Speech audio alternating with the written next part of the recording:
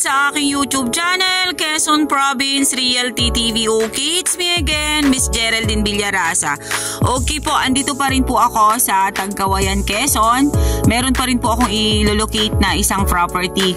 Siya naman po ay 2 hectares. 2 hectares mahigit po ang ibinibenta ng mga seller ni tatay. Then mula po doon sa bypass road ng Tagkawayan, Quezon hanggang dito po sa property ay nasa 1 kilometer lang po ang layo niya. Then ang kalsada naman po ay almost po ay cemented road. Then ito nga po palang property na to ay UCT title. Then nasa kabuuan po ng UCT ay nasa 9 hectare. Yan po, left and right po ang property. Pero po itong binibenta ko na 2 hectare mahigit ay dito lang po sa side na to. Then mayroon na po kasing mga nakabili doon sa 9 hectare na yon. Kumbaga po ay nasubdivide na po siya, may kanya-kanya na po silang area. Ngayon po, ang natira po doon sa 9 hectare na yon ay nasa 5.5. Yun po ay nakatax deck na rin po doon sa ganong area. Ngayon po, ang ibinebenta po ngayon nila seller ay yung 2 hektarya mahigit dito po sa side na to. Okay po, dito po sa Barangay Road, dito po sa cemented road na yan, nasa more or less po siya ay 100 meters ang lapad niya dyan sa sementado na kalsada na yan. Okay po, tara po at papasukin po natin yung mahigit 2 hektarya ng Tagkawayan, Quezon. Okay, napakarami po niyang prutas dito sa loob ng property. Ayan po, mga dalandan po yan dyan sa side na yan. Aakyatin ko po siya maya-maya. Okay po, ano po? Okay guys, andito na po ako sa loob ng area. Ayan po yung mangga pong yan sa kabilang side na yan. Kasama pa rin po yan sa property. Napakarami pong fruit bearings ng area. Ano po? Ayan, meron pa rin po ditong guyabano sa side na to. Napakaganda po nung area. Yun nga lang po ay siya po ay patalibis. Ano po? Then eto, mga guyabano pa rin po dito sa side na to. Ayan, then avocado. Dito po muna ako sa kabilang side. Huwag po muna doon sa maraming dalang hita. Dito po muna ako sa kabilang ito. Ayan, napakalaki pong puno ng avocado. Ayan po, patalibis nga lang po yung area. Nandun po sa side na yon yung mga dalanda ni tatay. Then ayan, batino sa side na yan. Napakarami po niyang guyabanong tanim. Then ito, may mga pinya siya. Then ayan, rambutan sa side na to. Ayan. Asan tayo maulawin mo dyan? Okay, ayun po sa kabilang side. Hindi nakasama yung may na. Opo. Ayan pong maulawin na yan. Pasok pa rin po yan sa property. Then ito pong nyug na to. Yan po ang mga nyog. Mangga naman itong yung pinalabaw ito. Okay po. Piko. Ayan po ay manggang piko. Yan, si tatay po mismo ang nagbibenta ng property. Ito po ay mana niya sa kanyang mga magulang. Ayan, marangasaging. Ano yun tayo mga saging mong yan? Saba? Ang hanggang hindi yung itaas na yun, no? Opo. Kalahati pa nun. Okay. Yan pong natututukan ng aking camera na bundok na yan, na medyo mataas na yan. Kalahati po niyan ang po sa property ni tatay. Okay po, pupunta po tayo dun sa sapa. Kasi pasok po sa property ang sapa, sabi ni tatay. Ayan, dito po sa side na to, medyo pa rin po siya tumalibis ng konti. Napakarami nyo tatay tanim na prutas. Ayun po, meron pa rin po dong santol.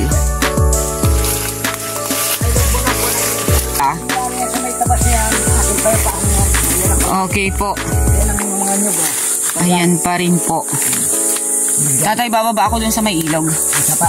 Sapa pala. Ayan, yan pong malinis na yan. Kasama pa rin po yan sa 2 hectare mahigit. Ang sapa, tatay, ay hindi running water. Buhay ang sapa? May balon po dun sa unahan. Opo.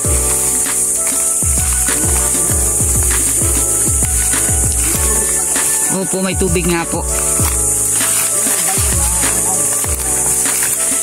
Yan ang po ang sapa. May tubig nga po siya. Ayan o. Tama po yung sabi nila na may bukal po dito sa loob. May lansones pa rin tayo. Ang daming yung tanim na prutas Yun po talaga lang ay talibis po yung property. Ayan po, may mga lansones po dito sa side na to. Okay po, yan pong side na yan natututukan po yan ng aking camera. Diyan po sila kumukuha ng tubig na kinukonsyong po nila doon sa gilid ng kalsada. Ano po, sabi po ni seller, yan po ay hindi natutuyuan kahit anong sagting ng init. Ayan, buhay po ang sapa. Ayan po siya Ayan.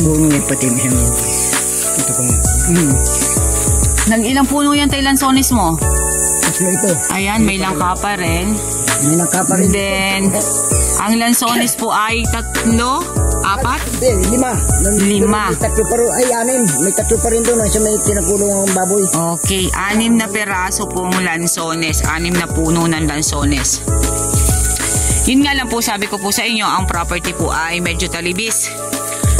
Maganda naman po yung talibis. Opo, hindi po siya sabog. Buo po yung pagkakalupa niya. Yung po yung ibig kong sabihin. Talibis po siya pero buo, hindi po siya sabog ang pagkakalupa niya. Pag nag-harvest, pag nangawit, dito lang lahat ang bagsak sa kababang to. Yung po yung sinasabi ni tatay.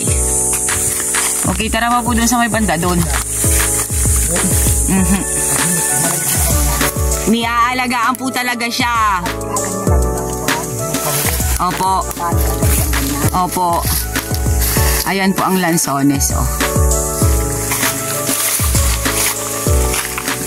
Okay po, nandito pa rin po ako sa kabilang side na to. Ayan, napakarami po niyang batino. Then, ang mga nyug po dito ay maliliit pa rin. Kaya matagal nyo pa po siyang mapapakinabangan. Ano po? Then, dito po sa side na to, medyo pa rin po siya talibis. Yun nga po, lagi ko sa inyong binabanggit na ang isang property po ay maganda po talaga ay talibis. Kasi yung isa ko pong naging buyer na dumating last week, mas pinipili niya po talaga ang talibis na area kasi yun daw po ay magandang pagtaniman ng mangustin at saka ng ano ba to? Durian. Yan, maganda po siya rin pagtaniman ng mga gulay. Na po talaga ay mga talibis. Yun nga po sabi niya, mga talibis daw po talaga ang maganda na area. Ayan po, dito po sa kabilang side na yan, ayan. Mga supud naman po yung mga kahoy na yan. Ibig sabihin po siya ay malalambot lang. Yan po ay pinuputo lang po siya. Tinatanggal po siya. Kasi ano bang tawag nito? Hindi uunlad or hindi gaganda ang mga itatanim nyo dyan na nyog kung marami pong ganyan. Kaya yan ay pinuputol. Ayan, mga nyog pa rin po yan sa side na yan. Sabi po ni tatay, nasa mahigit 500 po ang nyog dito sa property. Okay. Ayan, mga batino. Ano to tayo? Bangkal? Bangkal at mahogany. Yung mahogany tayo kasama pa rin? Okay, tara po. Papasok pa po tayo dyan. Hindi yan talaga. Dami ring mahogany dito sa side na to. Oh, wow. Ayan pa rin po siya, oh. Mga mahogany naman po dito sa side na to. Ayan. Po. Asa po? Ayan, may paminta. Wala ba tatay bunga? Paminta mo? Wala. Bagong nabulak. Ano po ito? Rambutan to, tay? Ito? Oo, may bunga na nga. Ayan po, rambutan po yung side na yon. Marami pong rambutan kahit po dun sa may bungad kanina. Ayan, langka po, ang laki ng puno ng langka. Kuminta rin yung sa puno. Opo. Ito yung part na pantay. Ito pong side na to. Ito pong sa mahoganihan na to. Opo, dito po ang pantay. Ang gilid po nito ay yung barangay road kanina sa pinag-umpisahanan ko ng vlog.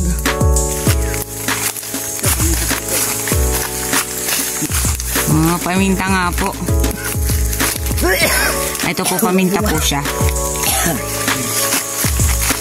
Wala po kayong po problemahin about sa electricity dito sa property kasi may electricity po. At meron din pong cellphone signal. Flat itong side na to.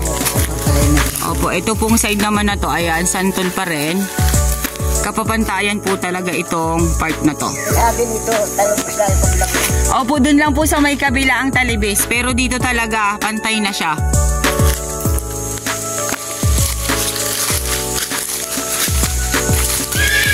Ayan, ito na po yung barangay road na kadugtong kanina nung aking pinagvlogan. Ayan, napakaganda po nung area. Kasi talaga po siyang gilid na gilid mismo ng cemented road. Yan tatay, ano to? Rambutan pa rin. Bakit pinutol nyo po? Ayan, napakarami pong rambutan naman dito sa side na to. Dito po sa gilid ng kalsada. Napakarami po oh. Dito pa po sa side na to. Napakarami po niyang rambutan at dalanghita. Dito po sa property at saka lansones. Ayan, napakarami pong rambutan dito sa side na to. Oh. Ayan. Productive na productive po yung property. Mamaya ko na lang po ilalagay sa details ang tungkol sa presyo kasi mag-uusap pa po kami ni tatay. Pero yung pong kanyang title ay UCT title, mana po niya dun sa kanyang namatay na mga magulang. Ayan, napaka-productive po nung property. Napakarami po niyang fruit bearings at saka ang mga nyog. Napakaganda pa rin po kasi matagal nyo pa po silang mapapakinabangan dahil mga bata pa po talaga. Iyan. Okay guys, sabihin nyo na po ang property namin. Dito po ito sa Tagkawayan, Quezon. 2 hectare po siya mahigit. UCT title. Yung pong price ay mamaya ko na po ilalagay sa details ko. Dahil mag-uusap po muna kami ni tatay. Mula po doon sa bypass road ng Tagkawayan, Quezon hanggang dito po sa property. Nasa 1 kilometer po ang layo niya. Dahil napakarami po niyang fruit bearings tulad po ng santol, rambutan. Napakarami po niyang rambutan, lansones, dalandan, langka, star apple. Ang dami po, napakarami po fruit bearings dito sa area. Then ang hardwood naman po niya ay mahogany at batino at saka po maulawin. Meron pong maulawin dun sa side ni tatay dun sa kaninang una kong bilinagan. Then ang source po ng water niya ay sapa with bukal. Then yun nga po, kinikwento ko po sa inyo, yung pong title nito ay nasa kabuuan na 9 hectare mahigit pero may mga nakabili na. Then ito pong ibinibenta nila na to ay naka-separate na rin po ang tax deck niya na 5.5. Then ang ibibenta po nila is 2 hectare mahigit. Dito po sa side na to, ito po yung susukatin kung ilan po ang kapasapulan po ng kabilang to, yun po ang ipagbibili nila tatay. Ano po? Then ito pong property ay gilid po mismo ng cemented road. Then meron pong cellphone signal, meron pong kuryente. Okay po, once again po ako po ulit ang inyong site locator, si Miss Geraldine Villarasa. Muli po akong maglalambing. Pa-like and share po ng aking mga vlog and pa-subscribe na rin po ng aking YouTube channel, Quezon Province Realty TV. Okay po, thank you for watching.